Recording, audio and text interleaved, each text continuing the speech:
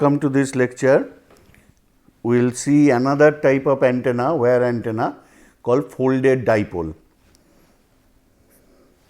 We have seen dipole antenna, and resonant dipole has 73 ohm resistance. So, if we use a coaxial cable of either 50 ohm or 75 ohm impedance, then it is you can have a matching circuit and have a good match. But coaxial cable is used in laboratories, but not in TV. People use TV industry doesn't use it because it is quite costly. Now, instead they use a two-wire line, twisted line. Actually, in the nowadays you do not see, because this is a cable thing, because that is a more higher frequency thing, so they do not do. But in earlier days, when everyone was having an antenna, it was that user cannot afford always a coaxial cable. So, there was twisted line, that means two lines, they are twisted to reduce the interference, and then that was shielded. So, basically it was a two-wire transmission line.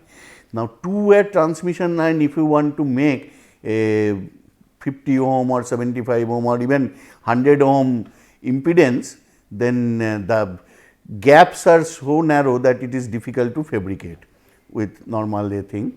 That is why TV people, they generally use a twisted pair line which impedance is 300 ohm. Actually, you call it twin lead transmission line. Actually, the separation of the two wires, that is typically 5 by 16 inch and embedded in a low loss plastic material for support and spacing, that is widely used for this, and it has a characteristic impedance of 300 ohm. So, this 300 ohm, if you want to match with a dipole, that was problem. So, there was a good innovative design that instead of a dipole, actually this dipole, you think that you take a very thin wire of radius A and fold it in a square loop, that is called a folded dipole antenna. So, the length is L, the thing, the loops, this is a rectangular loop. So, loops, what is that, loops width you can say is called S, and this S is usually, S should be one thing much less than lambda naught, and usually it is at less than 0.05 lambda naught. So, that means it should be quite small, otherwise there will be the effects will not be there, it will be like a two-wire antenna, etc. So, if you take it very small loop, then you get an impedance something near of 300 ohm.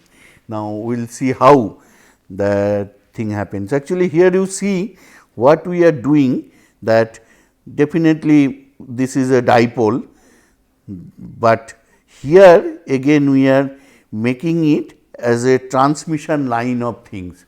So, this folded dipole can be analyzed by considering that it is sum of an dipole antenna and a transmission line. So, we are interested to find its input impedance, that means what is the impedance it is seen when at the feed point. So, to do that, we make a following model, that you see we are having a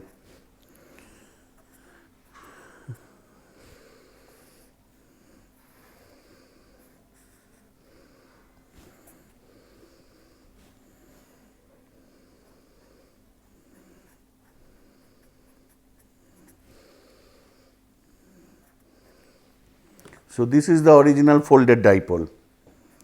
So, let me write folded dipole. I have a current, that current is coming back, because you see it is not like an typical dipole antenna that there was that requirement that there should not be any conduction current path between the two extremes of the dipole's ends, but here there is a path, but obviously in these, since there is a bend here and there will be a radiation. So, there is an antenna, but also there is a transmission line. That is why we have written that this is sum of two currents, one is the antenna current, another is the transmission line current. So, this equivalently we will say that I have an antenna and I have a transmission line. So, let me take that I have an antenna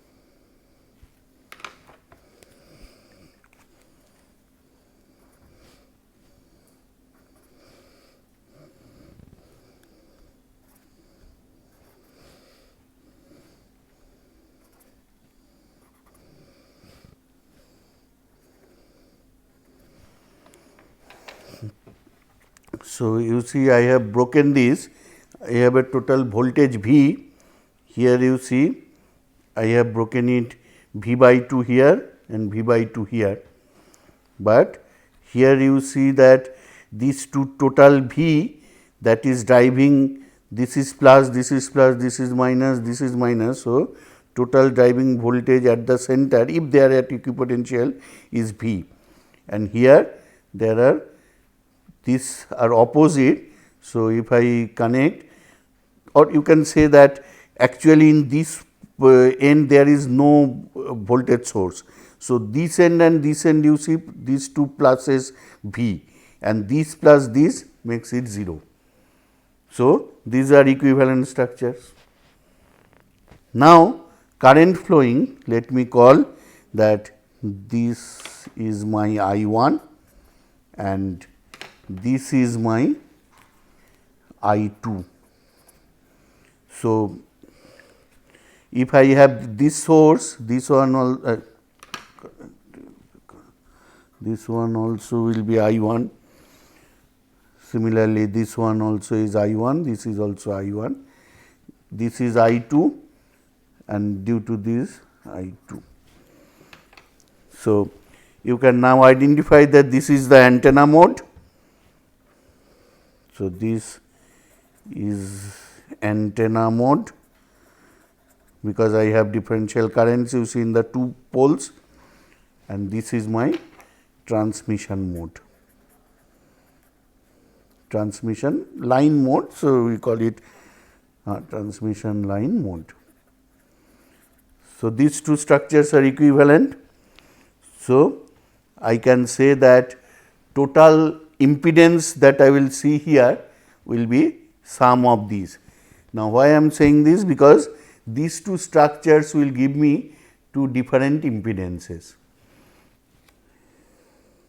because this is a distributed line, and here you see that I can say that C and D, because of the symmetry of the structure, can I say C and D are at same potential.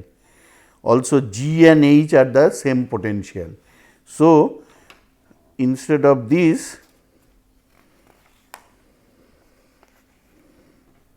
I can antenna mode, I am now taking antenna mode, this model.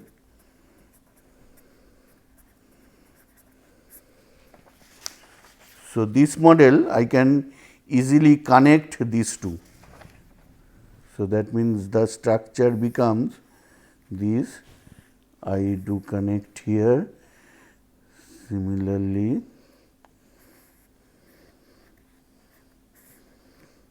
and V. So, this is actually V by 2 plus V by 2. So, this is V, this is connected here. So, this is my plus, this is minus. Okay.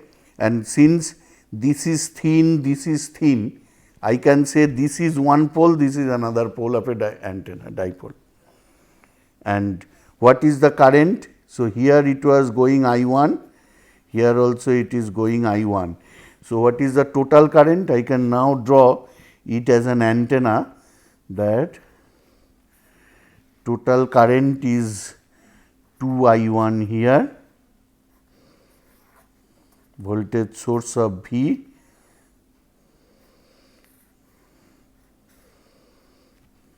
these are lumped, but these are distributed. So, it is again 2 I1, this is going here, this is going here. Okay. So, what is the 2 I1 is equal to V into, if I look at here, if the impedance is Y1. So, Y1 is the input admittance, a dipole antenna mode from two parallel conductors connected together at each end we will see. Okay. Y1 is the admittance. Now, come to the, so this is my antenna mode structure. Let me keep it. Then come to my transmission line structure, transmission line model. So, what I have, this, this, this, this, V by 2,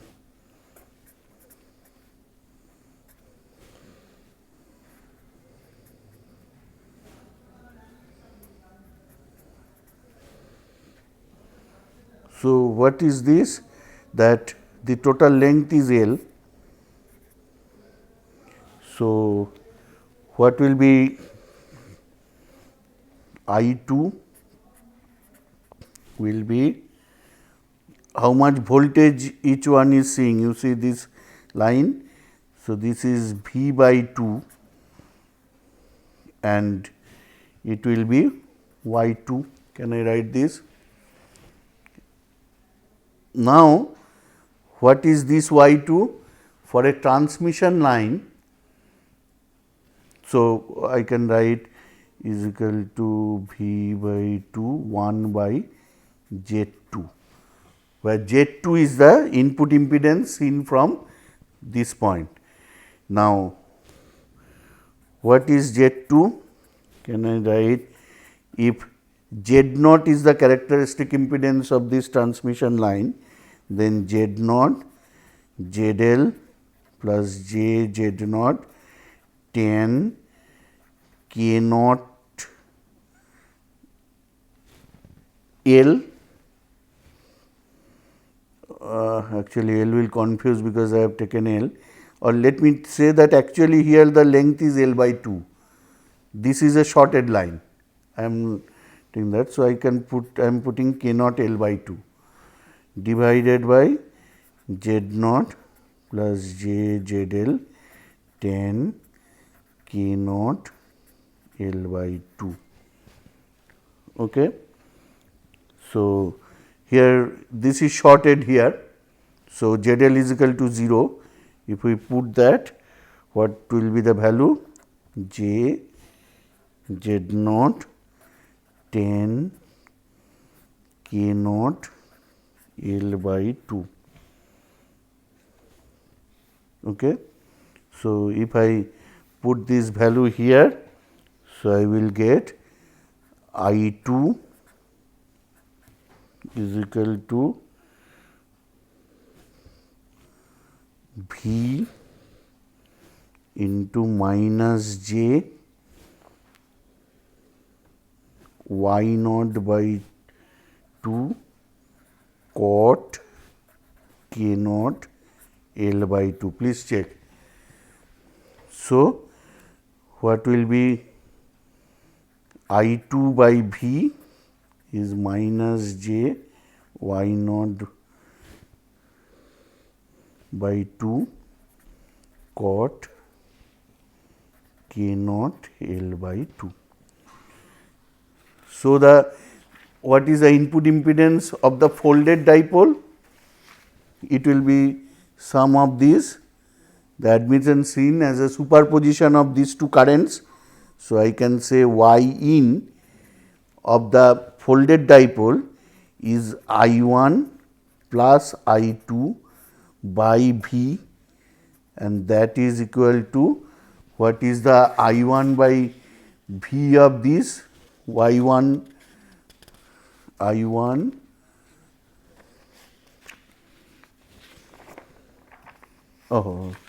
2I1, this is same potential. So, this will be V by 2, because you see for the same potential we have added here, the potentials are same. So, this is actually V by 2, that is a mistake. So, this is V by 2. So, 2I1 is equal to V by 2I1. So, I1 by V will be I1 by V will be Y1 by 4. So, I1 is equal to I1 by V plus I2 by V. So, from I1 by V we get Y1 by 4, and I2 by V is minus j Y naught by 2 cot of K naught L by 2. Okay. So, now when L is equal to lambda naught by 2 half wave dipole, this whole term vanishes. Check. So, Y in becomes,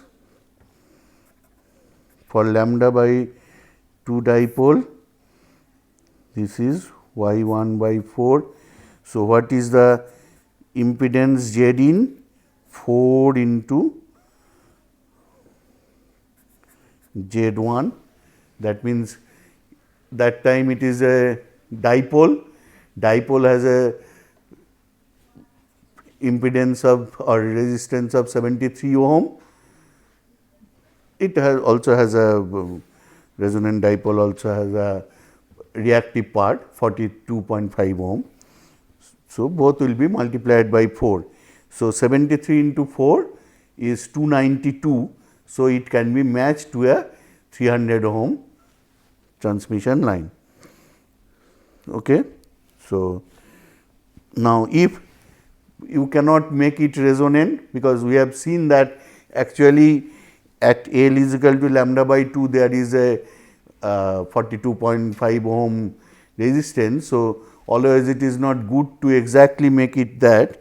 So, if we are nearby, suppose we are,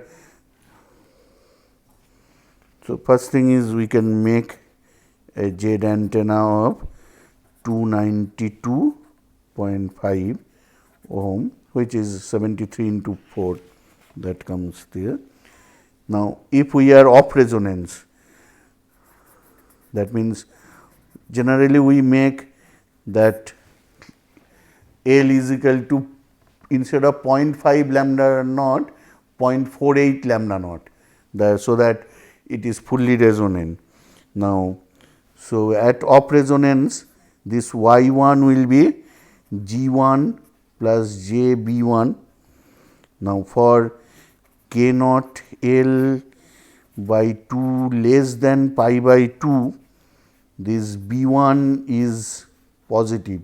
Please check, because B1 is the thing. So, it is a capacitive, that means smaller ones we have a capacitive thing, but this is actually Y1, that means antennas thing, it has a capacitive thing, but the transmission line that is giving you minus J, you can say Y characteristic impedance Y naught, that I am taking Y2 by 2 cot K naught L by 2.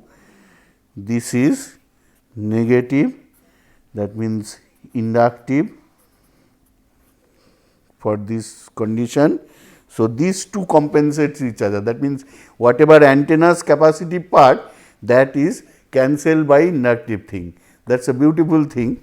Similarly, you can say that on the other side, that means if you make it higher than the so L is greater than lambda naught by 2, then you will see that B1 is negative, that means it is inductive, and cot K naught L by 2 is negative. So, minus J Y 2 by 2 cot K naught L by 2 is positive. So, they again compensates the. So, with the, this is the design engineer's role, that with proper choice of what will be the exact value for this, you can have the bandwidth, you can be substantially increased over a resonant dipole. That means, if you properly do, folded dipole gives you a better match. That is why you can have for TV transmission that various, so apart from the impedance matching, various nearby stations also could have been obtained. Now, actually this thing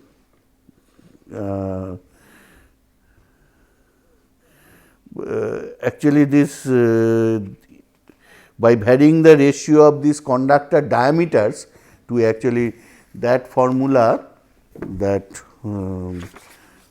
this formula, what is the this characteristic impedance of the transmission lines. So, where we are using Z naught. So, the formula that is used, you see that eta by pi cos hyperbolic S by 2 by A. So, it is actually eta by pi ln S by 2 plus root over S by 2 whole square minus S square by A. So, what is S? If we come to the basic design things, S is the loop's width and A is the radius of the wire. So, by changing that you can get different values of characteristic impedance, and generally they also has an approximation that S by 2 is much greater than A, because S by 2 means when the antenna is seeing, S by 2 is its, you can say, the radius. So, that radius is should be much larger than the radius of the wires which are used to make the antenna. So, for them this Z naught can be written as eta by pi under this approximation ln S by A, which is 0.733 eta log 10 S by A. So, you can simply find out that if you what is the required impedance. So, what is the S by A ratio. So, proper things need to be made. In our days we remember that suppose Bangladesh antenna was not available. In Calcutta the transmission is okay, that in Calcutta all the 2-3 stations TV stations that time available, one design will cater to that. But some mechanics they knew that Bangladesh also can be reached. Actually Bangladesh had a very high power transmitter that time. So, Bangladesh can be received, but audio was received, but video was not received if you do not purchase that. That was a bit costly, that antenna. So, what they used to do, it is a more broader design. Actually Bangladesh was outside, but if you do proper this selection, that means they used to have some other S by A ratio, by that they could cater to the thing. So, that it becomes a more broadband design, and you Bangladesh things are there. For that they used to charge in those days 1000-2000 rupees extra for that knowledge, and they won't never tell what is the size. That is their property, this is by A.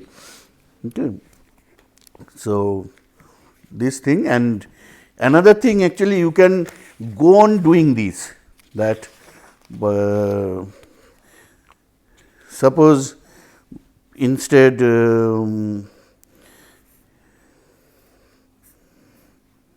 this you put another one. So, here if you analyze in the same way that RA, the antennas, this combined antenna, that will be 9 times R dipole, etc.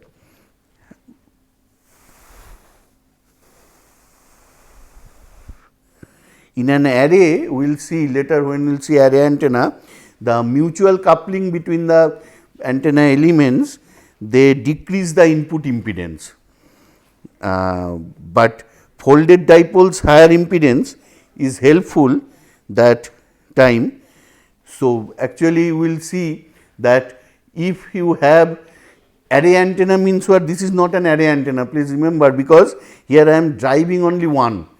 But if I drive 2, then the if you combine the self impedance, 2 self impedance together, but the mutual impedance will be less.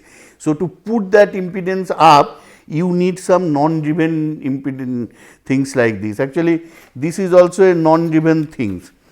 So, when we will discuss the Yagi-Uda array, the concept is this, the directors etc. actually they are for impedance matching also, that they are passive ones. So, passive ones increase the impedance of the antenna, but you will have to have the proper dimension etc. So, you can also say that equivalent circuit of this folded dipole is something like this. Let me again write or let me use it, that whatever the impedance that time we calculated, can we say that V by I1, referring to that antenna mode, those diagrams, we had 4 ZA, this is antenna mode, and V by I2 was 2 ZT, this is transmission mode. So, Z in turned out to be, we have found out I1 plus I2, and that is 4 ZA ZT by ZT plus 2 ZA. If you do this, just it will come out. Now, this can be seen as 2 ZT parallel to 4 ZA. So, what will be the equivalent circuit of the folded dipole? Can I say that I have first a 2 ZT. So, this is 2 ZT. Then actually I have a transformer, and this side I have the ZA. Now, this ratio is 2:1. You see, this ZA that will come here this side parallel, it will be, this is 2:1 means this will be 2 Z A, 2 Z T parallel to this. So, this is the that antenna mode impedance that is stepped up by 4-fold. This transformer impedance appear in shunt with twice the transmission line mode impedance. By proper choice, we can remove transmission line mode impedance that we have already seen. Now, lastly, please note the for n element case, it becomes that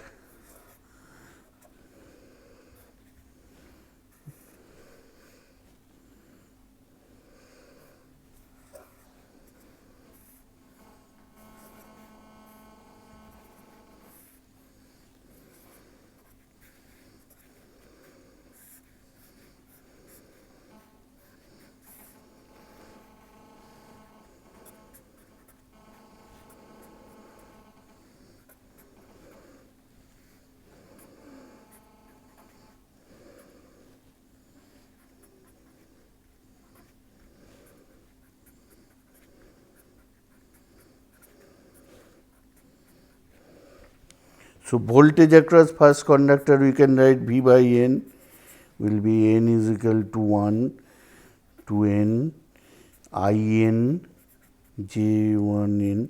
That means, actually this is the, if we have so many drivers, then this will be I 1 Z 1 1 plus I 2 Z 1 2 plus I 3 Z 1 3, etc., etc. Now, since elements, if they are very closely spaced, then we can say that all I n's will be equal to same, and Z 1 n will be equal to Z 1 1. This is true for all n, provided elements are closely spaced. So, what will be V n? V n will be approximately I 1 n Z 1 1. This implies what is your Z in is V by I 1 is equal to n square Z 1 1.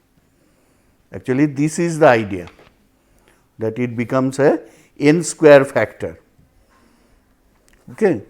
Like here it is only 2, so it is 4 times Z A. If you have 3, you have 3 times, etc., because actually in the antenna mode this is happening. Okay. So, with this, this is a very good antenna, folded dipole. In one day when TV transmission was directly to home antenna reception, all this folded dipole was very popular. Nowadays, since the whole thing is done at the cable operator's end, individual things are not there, or you use dish antenna instead of wire antenna, folded dipole is not seen nowadays, but concept wise it is one of the very popular successful design of wire antenna. Okay. So, some of the wire antennas we have seen. Next we will see some other very practical antennas. Obviously, some of them will be array antennas, which are also very useful, and then we will see some other things in the other classes. Thank you.